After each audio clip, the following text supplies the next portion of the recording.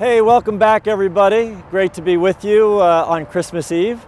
And I thought today I would just have one message for you, really. I'm really struck by how frenetic and busy and running we are in our lives. And I really think it's important for us to find a way to be still, to be silent, to listen, and really to prepare our hearts and our homes for the birth of Christ coming tonight.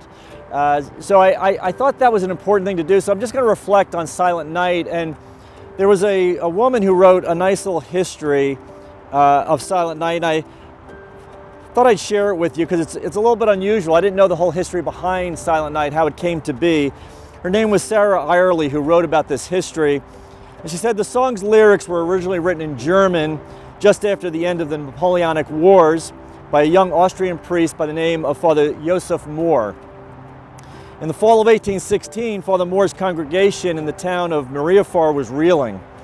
12 years of war had decimated the country's political and social infrastructure. Meanwhile, the previous year, one that historians later dubbed the year without a summer, had a catastrophically cold period. The eruption of the Indonesian Mount Tambora in 1815 had caused widespread climate change in Europe. Volcanic ash in the atmosphere caused almost continuous storms, even snow in the midst of summer. Crops failed and there was widespread famine. Father Mohr's congregation was poverty-stricken, hungry, and traumatized.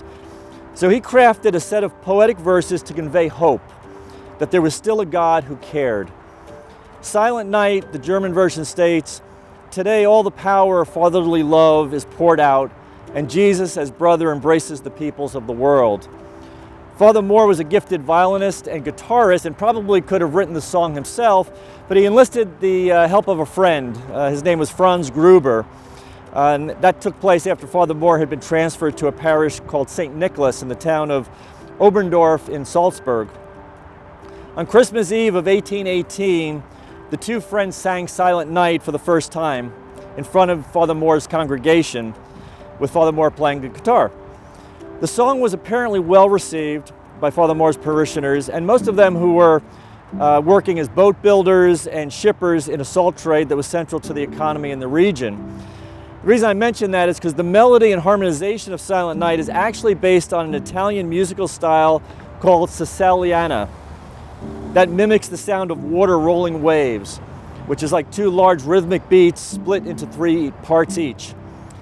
So in this way, Father Gruber's music reflected the daily soundstage or soundscape of Father Mohr's congregation, who lived and worked along the Salzburg River. In a relatively short period of time, Silent Night became a worldwide phenomenon.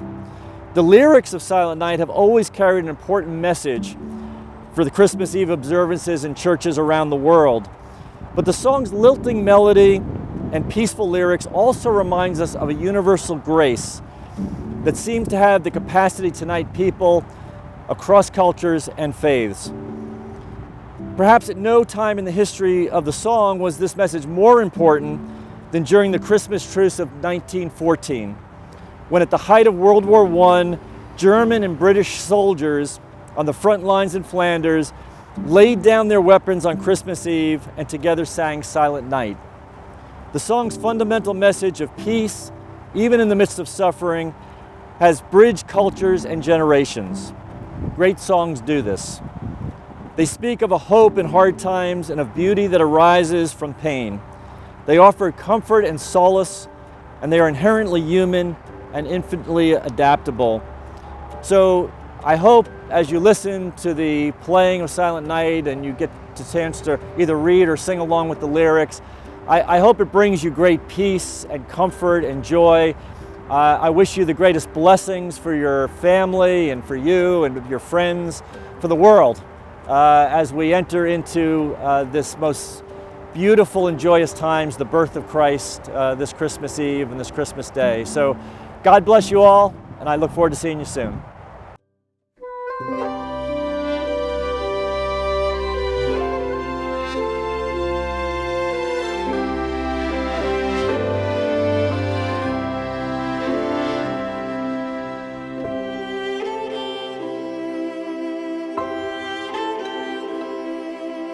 Abbey.